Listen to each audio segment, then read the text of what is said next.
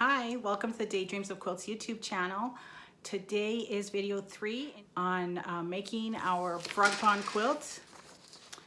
You can get this pattern for free by signing up for my newsletter or by joining my Facebook group, and the links will be below the video for that. Today we are putting our quilt top together and we are quilting and basting. So let's get to it. Now that we have our snowball blocks and our 9-patch blocks finished, it's time to put together our quilt top. So refer to the quilt layout diagram in the quilt tutorial pattern, but we're going to be starting with a 9-patch on the top and alternating blocks.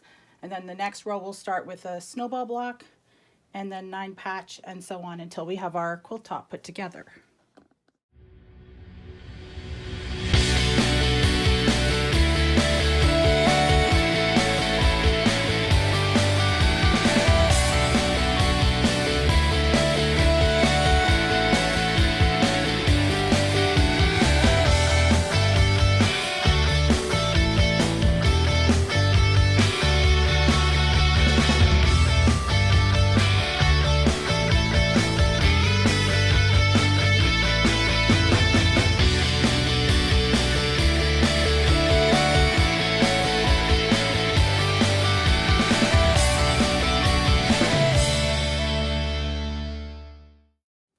So now that we have our rows sewn, we need to press our seams in opposite directions like we did, the same as with what we did for our 9-patch block. So we're going to press the first row, third row, and fifth row to the right, and the second and fourth rows to the left, so that we have nesting seams again like we did before.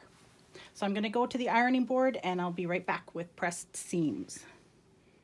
Okay, so we're going to put our rows together now.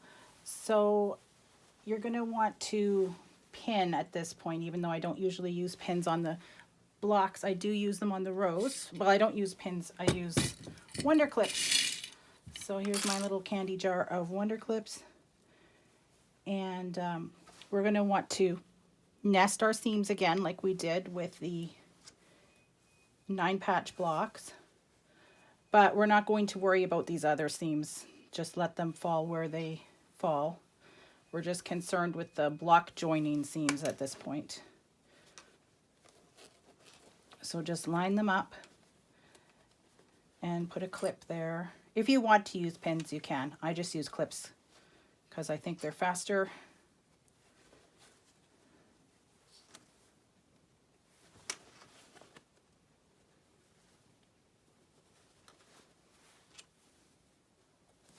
And then maybe put a clip in the middle just to keep the fabric from shifting.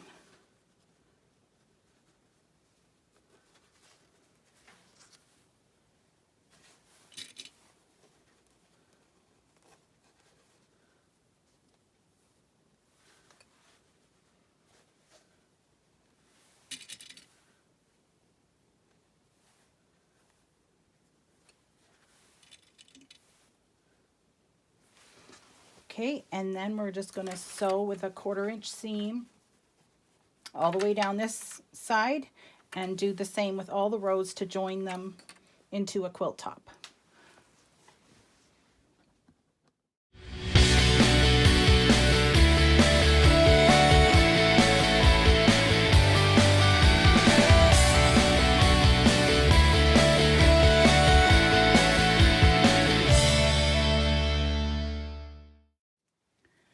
Okay, so once you have all of your rows sewn together, you're going to want to press the row seams from top to bottom like we did with the 9-patch blocks, so that they're all running in the same direction.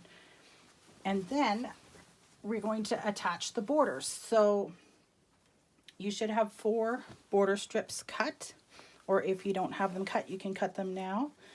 And we'll sew those onto the sides and then the top and bottom with a 1/4-inch seam. So I'm going to pop over to my other machine to do that, and we'll get those borders on.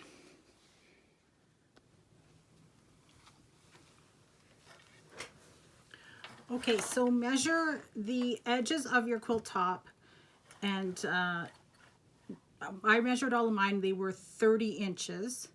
I think one was 30.5, but you want to try to take the average, so maybe 30 1/4 for me, and cut your 2 side borders to that length, and then you can attach them to your quilt top.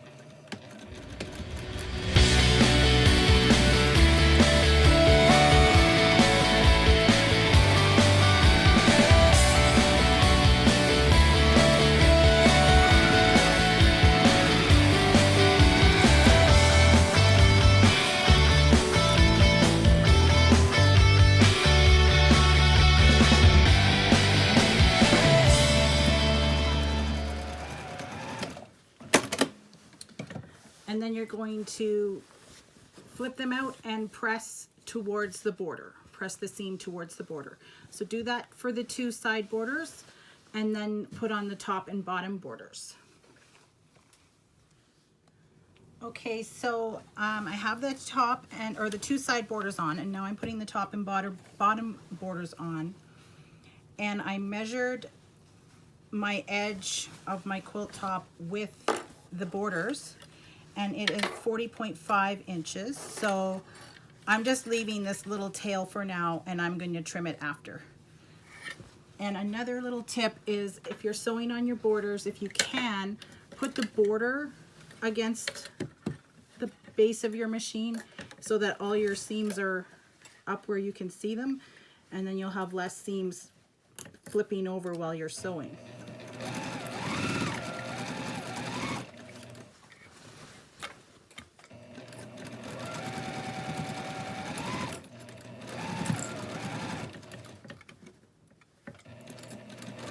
See, I can see my seams, and I can get them to stay flat while they go under the presser foot.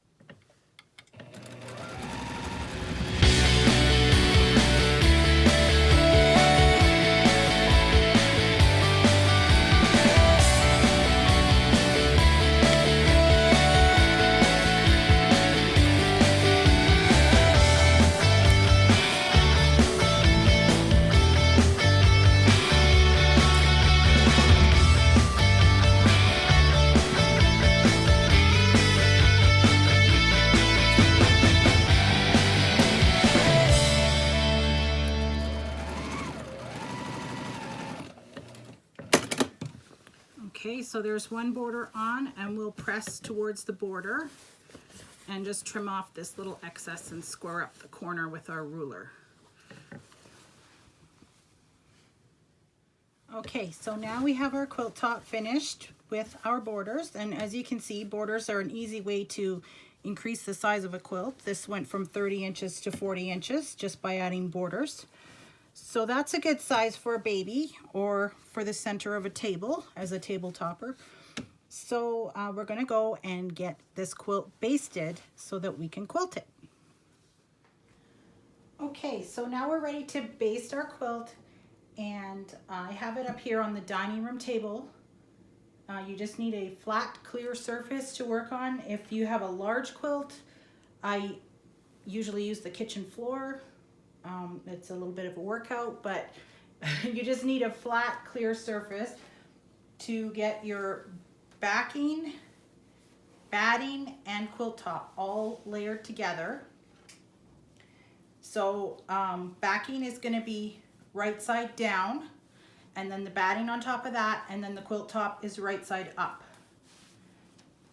And you want to make sure that you've really ironed and pressed your backing so there's no wrinkles in it. And you've already pressed your quilt top, obviously. And then just smooth everything out so that it's really flat with no wrinkles on both the back and the top. What I usually do is get the top all situated on the batting first, and the batting kind of clings to the fabric anyway.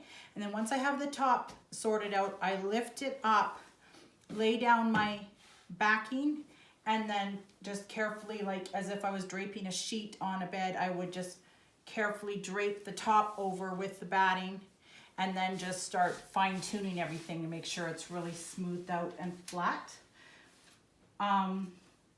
The traditional way, or traditional modern way of basting a quilt, is to use basting pins, and they are little pins with a little curve in them. So the general rule is that there should be a pin. You should not be able to put your hand down on the quilt top without hitting a pin. But with this type of batting, this is Hobbs 80-20. This is 80% cotton, 20% polyester. With our modern battings, we can get away with a little more space between pins. But if you were using a slippery polyester batting like the stuff you see at Walmart, which I don't recommend, but if you have that and that's what you're working with, you might need to put a few more pins in because it's slipperier. It's because that's 100% polyester. I just use that kind of batting for upholstering chairs and stuff, but for quilts, I use the Hobbs batting or Warm and Natural or Quilter's Dream, those type of battings. So you're just gonna go through, get your pins in at least every block